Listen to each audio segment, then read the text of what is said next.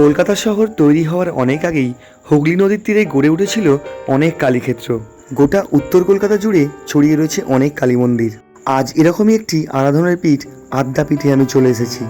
এই উপস্থাপনায় আমি আপনাদের জানাবো আদ্যাপীঠ মন্দির প্রতিষ্ঠার সমগ্র ইতিহাস। এখানে কিভাবে পৌঁছাবেন, মূল মন্দিরের দরজা কোন সময়ে খোলা থাকে, মন্দিরের ভিতরে কেন প্রবেশ করতে দেয়া হয় না, ভোগের কুপন মূল্য কত, কোন সময়ে ভোগ দেওয়া হয়, এছাড়াও আদ্যাপীঠ সম্পর্কিত সমস্ত খুঁটিনাটি তথ্য। এছাড়াও আপনাদের জানাবো রামকৃষ্ণ সংঘ আদ্যাপীঠের সমাজসেবার দিকটিও, যা কিন্তু অনেকেরই অজানা। দক্ষিণেশ্বর ভবতারিণী কালী মন্দির থেকে মাত্র 1 কিলোমিটার দূরে অবস্থিত এই কালীক্ষেত্র নিয়েও রয়েছে অনেক ইতিহাস। দেবী কালী আদ্যাশক্তি মহামায়া রূপে পূজিতা হন আদ্যাপীঠ মন্দিরে। এই মন্দিরের মূল গর্ভগৃহের মধ্যে রয়েছে দেবী আদ্যা মায়ের মূর্তি, দেবীর পদতলে রয়েছে শ্রী রামকৃষ্ণের ধ্যানরত মূর্তি, আর দেবী আদ্যা মায়ের উপরে রয়েছে রাধাকৃষ্ণের যুগল মূর্তি।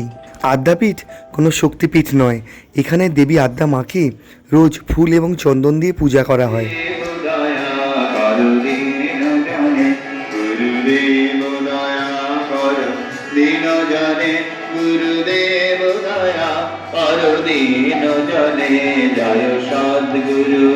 প্রথমে জানাই এখানে কিভাবে এসে পৌঁছাবেন।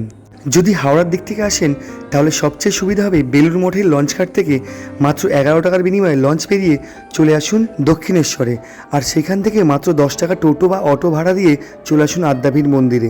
দক্ষিণেশ্বর মন্দিরের মূল গেটের সামনে থেকে যে টোটো যায় তা ভর্তি, অর্থাৎ 4 জন না হলে যেতে চায় না। যদি 1 জন বা 2 জনও যান তখনও কিন্তু 40 টাকাই ভাড়া চায়। এছাড়াও আপনারা ট্রেন বা মেট্রো করে এসে দক্ষিণেশ্বর স্টেশনে নেমে স্টেশনের সামনেই দাঁড়িয়ে থাকা অটোতে মাত্র 10 টাকা ভাড়ার বিনিময়ে পৌঁছে যেতে পারেন আদ্যাপীঠে। আর কলকাতার যে কোনো প্রান্ত থেকে বাসে করে দক্ষিণেশ্বরে এসে টোটোতে করে একই পদ্ধতিতে আদ্যাপীঠে আসতে পারেন। আদ্যাপীঠ আসার পথে বা বাড়ি ফেরার পথে দেখে নিতে পারেন দক্ষিণেশ্বর মন্দিরকে কেন্দ্র করে তৈরি হওয়া সুদৃশ্য স্কাইওয়াক।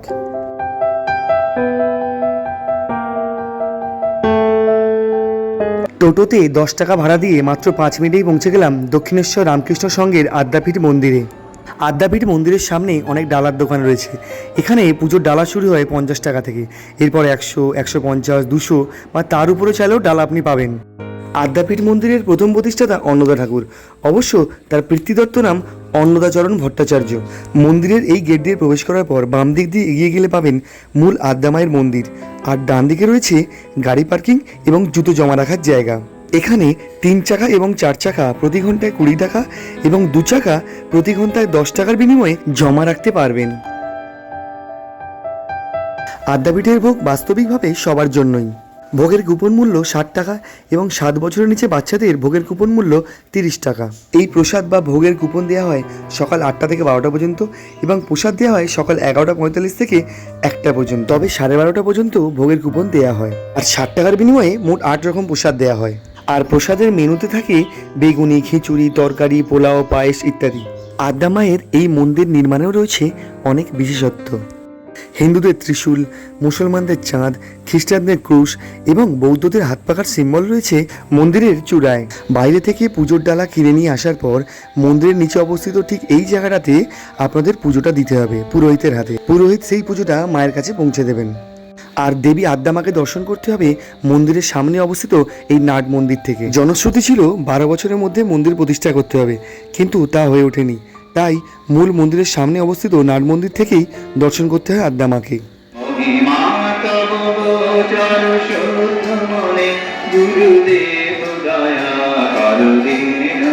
মাকে দর্শন করার জন্য মন্দিরের এই গেট প্রতিদিন সকাল 10টা থেকে 10:30 পর্যন্ত খোলা থাকে এবং সন্ধ্যাবেলা 7টা থেকে 7:30 পর্যন্ত খোলা থাকে। আর বিশেষ যে দিনগুলিতে মন্দিরের দরজা সারাদিনই খোলা থাকে তার একটা সূচি এখানে দেওয়া আছে। ভিডিওটি পজ করে আপনারা দেখে নিতে পারেন। এই বিশেষ দিনগুলিতে যে কোনো সময় এলেই আপনারা মায়ের দর্শন পেতে পারেন। আদ্যা মায়ের মূল মন্দিরের পাশেই রয়েছে আরও অনেকগুলি মন্দির, যেমন শিব মন্দির, সত্যনারায়ণ মন্দির ইত্যাদি। এই মন্দিরগুলিতেও নিত্য পূজার ব্যবস্থা আছে, আপনারা চাইলে এখানেও পুজো দিতে পারেন। এটা হলো শ্রী শ্রী তারা মায়ের মন্দির। 1967 খ্রিস্টাব্দে মূল বড় মন্দিরটি প্রতিষ্ঠিত হওয়ার আগে 1915 খ্রিস্টাব্দে গড়ে উঠেছিল আদ্যা মায়ের এই আদি মন্দির। এখানে পাশাপাশি অনেকগুলি শিব মন্দির আছে এবং সেই মন্দিরের ভিতরে একই প্রকার শিবলিঙ্গ স্থাপিত আছে। এটা হলো সেই আদ্যা মায়ের আদি মন্দির। আপনারা চাইলে এখানেও পুজো দিতে পারেন। এখানেও নিত্য পুজোর ব্যবস্থা করা আছে এবং অনেকেই দেখলাম পুজো দিচ্ছেন। নাট মন্দির আর ওদিকে গর্ভগৃহ। আর এই যে মন্দিরটা দেখছেন, এটা গেটটা এখন বন্ধই আছে। এটাই মূল নাট মন্দির। এটা দুর্গা পুজো, বাসন্তী পুজো এবং অন্যান্য বিভিন্ন পুজোর সময় ভিতরে মূর্তি বসিয়ে পূজা অর্চনা করা হয়। এবার এই মন্দির প্রতিষ্ঠার ইতিহাসটা আপনাদের জানাই। আদ্যাপীঠ মন্দিরের প্রথম প্রতিষ্ঠাতা অন্নদা ঠাকুর। অবশ্য তার পিতৃদত্ত নাম অন্নদাচরণ ভট্টাচার্য। তিনি বাংলাদেশের চট্টগ্রামের বাসিন্দা ছিলেন। মা হলেন তিলোত্তমা ভট্টাচার্য, বাবা অভয়চরণ ভট্টাচার্য। 1321 বঙ্গাব্দে অন্নদাচরণ ভট্টাচার্য চট্টগ্রাম থেকে কলকাতা এসেছিলেন কবিরাজি পড়তে। ভেবেছিলেন আয়ুর্বেদিক চিকিৎসক হবেন। থাকতেন এক বন্ধুর বাড়িতে কলকাতার আমহার স্ট্রিটে। বৃত্তি নিয়ে পাস করেছিলেন কবিরাজি। সেই বন্ধুর বাবা কবিরাজি ডিসপেন্সারির জন্য একটি দোকানও ভাড়া করে দিয়েছিলেন। এই সময়ে রামকৃষ্ণদেবের সাথে সাক্ষাৎ হয়েছিল তাঁর। রামকৃষ্ণদেব অন্নদা ভট্টাচার্যকে বলেছিলেন, কবিরাজি ব্যবসা তোমার হবে না। শোনা যায় ঠাকুর অন্নদাকে স্বপ্নাদেশ দিয়েছিলেন, ইডেন গার্ডেন্সের ঝিলে আদ্যামা পড়ে আছেন, ওখান থেকে মাকে নিয়ে এসো। এই ঘটনা নিয়ে একাধিক জনশ্রুতি শোনা যায়। একটি কাহিনী অনুসারে জানা যায়, অন্নদা ঠাকুর ইডেন গার্ডেন্সের ঝিলে অনেক খোঁজাখুঁজি করার পর সত্যিই একটি 18 ইঞ্চি কোষ্ঠী পাথরের তৈরি আদ্যামায়ের মূর্তি খুঁজে পান। দিনটা ছিল রাম নবমী তিথি। সেদিন রাতে দেবী অন্নদাকে দেখা দিয়ে বলেন, অন্নদা, কাল বিজয়া দশমী, তুমি আমায় গঙ্গায় বিসর্জন দিও। দেবীর এই কথা শুনে অন্নদা ঠাকুর এক প্রকার আঁতকে ওঠেন। তিনি বলেন, পূজা পাঠ না করায় কি মা রাগ করে চলে যাচ্ছেন? তখন দেবী তাকে বলেন, তিনি শুধু ধরা বাঁধা শাস্ত্র মতে পুজো পেতে চান না, ভক্তের আন্তরিকতাই তার আসল পুজো। আদ্যাস্তোত্র পাঠের কথাও তিনি বলেন। অতঃপর দেবী আদ্যাস্তোত্র বলেন এবং অন্নদা ঠাকুর তা লিখে রাখেন। সেই আদ্যাস্তোত্র বর্তমানেও আদ্যাপীঠে পাঠ হয়। দেবী আদ্যার স্বপ্নাদেশ মতো অন্নদা ঠাকুর বিজয়া দশমীর দিন মূর্তিটি মাঝগঙ্গায় বিসর্জন দেন। স্বপ্নাদেশ মতোই মূর্তিটির একটি প্রতিচ্ছবি রেখেছিলেন অন্নদাচরণ। অবিকল সেই মূর্তির মতোই তৈরি হয় বর্তমান আদ্যা মূর্তি। শ্রী রামকৃষ্ণ পরমহংসদেব বাংলা 1325 বঙ্গাব্দে স্বপ্নে অন্নদা ঠাকুরকে দীক্ষাও দিয়েছিলেন। 1915 খ্রিস্টাব্দে অন্নদা ঠাকুর এই মন্দির স্থাপন করেন। পরবর্তীকালে 1967 খ্রিস্টাব্দে গড়ে ওঠে আজকের আদ্যাপীঠ। কালিকা স্থল হলেও এটি শক্তিপীঠ নয়। এখানে দেবীর নিত্য পূজা হয় এবং ভক্তরা পান ভোগ প্রসাদ। দুর্গাপূজার সময় হয় বিশেষ অর্চনা, আর কালী পুজোর দিন মহাপুজোর আয়োজন হয় এই মন্দিরে। আদ্যাপীঠ মন্দিরের মাতৃভোগে রয়েছে বিশেষ বৈশিষ্ট্য। রাধাকৃষ্ণের জন্য রান্না হয় 32.5 সের চাল। দেবী আদ্যার জন্য বরাদ্দ প্রতিদিন 22.5 সের চাল এবং 12.5 সের চালে রান্না হয় রামকৃষ্ণ পরমহংসদেবের ভোগ। সেই ভোগ এবং পঞ্চব্যঞ্জন নিবেদন করা হয়। এছাড়া পরমান্ন ভোগও থাকে। অন্নদা ঠাকুরের নির্দেশ ছিল, মূল মন্দিরের গর্ভগৃহে বৃহৎ ভোগ যাবে না, মন্দিরের পাশে অবস্থিত ভোগালয়ে তা সাজিয়ে দেওয়া হবে। সেখান থেকেই নিবেদন করা হবে ভোগ। দেবীর কাছে যাবে কেবল পরমান্ন ভোগ। আজও আদ্যাপীঠে সেই নিয়ম মানা হয়। সন্ধ্যের পর ঘি এবং উৎকৃষ্ট চাল দিয়ে তৈরি হয় অমৃতভোগ এবং সন্ধ্যা 7টা থেকে সেই অমৃতভোগ ভক্তদের মাঝে বিলিয়ে দেওয়া হয়। অপূর্ব সুন্দর খেতে সেই অমৃতভোগ। প্রতিদিন সন্ধ্যা 6টার পর থেকে সঙ্গীতানুষ্ঠান হয় এবং 7:30টায় মন্দিরের গেট খোলে।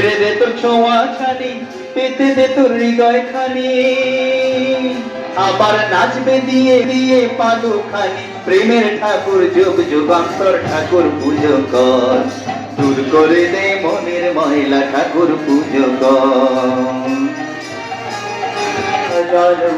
অন্নদা জীবন অন্নদার কথা স্মরণে, সারাটি জীবন ধরিয়া শুধু, সারাটি জীবন ধরিয়া শুধু গুণগান তার গাওরে।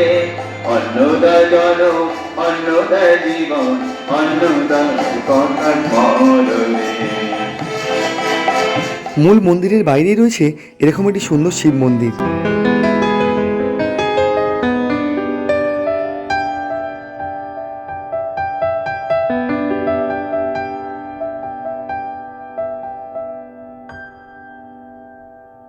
আদ্যা মায়ের মন্দিরের পিছন দিকে রয়েছে রাধাকৃষ্ণের যুগল মন্দির। সন্ধ্যাবেলা প্রতিদিন এখানে হরিনাম সংকীর্তন হয়। এখানে রয়েছে রাধাকৃষ্ণের যুগল মূর্তি। বর দিচ্ছি, তোমাতেই সবকিছু শুদ্ধ হবে। এইভাবে ব্রাহ্মণের তুমি দৃষ্টিকোণে করো না, সেই সব কথা আপনি আসবে রাজা জন্মেন্দ্রকে বললেন। আর কি বললেন? সহস্রার্থ মুনির ক্রোধে পড়ে ইন্দ্রের তখন কি হয়েছিল, যে অপরাধ তিনি করেছিলেন গৌতমীর কাছে, তখন তাকে অভিশাপ দিয়েছিলেন সেই মুনি, গৌতম মুনি, যে তুমি যে কারণে আজকে এই কর্ম করলে তোমার শরীরের মধ্যে সেই বস্তু দেখা দিন। মন্দিরের পিছন দিকে অবস্থিত এটা ভোগ প্রসাদ খাবার ঘর। এখন এটা বন্ধ থাকায় আমি এর ভিতরটা দেখাতে পারছি না, তবে এর পাশে অবস্থিত ছোট ঘরটিতে জুতো খুলে রেখে খেতে বসতে হয়। সম্পূর্ণ মন্দিরটাই খুব সাজানো গোছানো। এর পিছনে অবস্থিত এই জলাশয়ে এখানে রাজহংস প্রতিপালন করা হয়। এর পাশে অবস্থিত এই বিল্ডিংটি স্টোর রুম এবং ভোগ প্রসাদ রান্নার ঘর। মন্দিরের পিছন দিকে রয়েছে একটি বৃহৎ গোশালা। ভোগ প্রসাদ ঘরের পাশ থেকে এই রাস্তা দিয়ে গোশালায় যাওয়া যায়। সারাটি জীবন ধরিয়া শুধু, সারাটি জীবন ধরিয়া শুধু গুণগান তার গাওরে। অন্নদা জনম, অন্নদা জীবন, অন্নদার কথা স্মরণে। দক্ষিণেশ্বর রামকৃষ্ণ সংঘ আদ্যাপীঠের আরেকটি বিশেষ দিক হলো সমাজসেবা। এখানে রয়েছে অনাথ আশ্রম, বৃদ্ধ এবং বৃদ্ধাদের জন্য রয়েছে বানপ্রস্থ আশ্রম, সাধক এবং সাধিকাদের জন্য রয়েছে পৃথক পৃথক আবাসস্থল, দেশবাসীর জন্য রয়েছে দাতব্য এবং ভ্রাম্যমাণ চিকিৎসালয়, X ray clinic, ECG clinic, দন্ত এবং চক্ষু চিকিৎসা বিভাগ। এছাড়াও দৈনিক বিনামূল্যে 3 থেকে 400 নরনারায়ণ সেবা। ভাবতে অবাক লাগে কি নেই এই আদ্যাপীঠে। এমনকি বিশ্বের বিভিন্ন প্রান্তের লোক এই আদ্যা মাকে স্মরণ করে কত ব্যাধি থেকে মুক্তি লাভ করেছেন।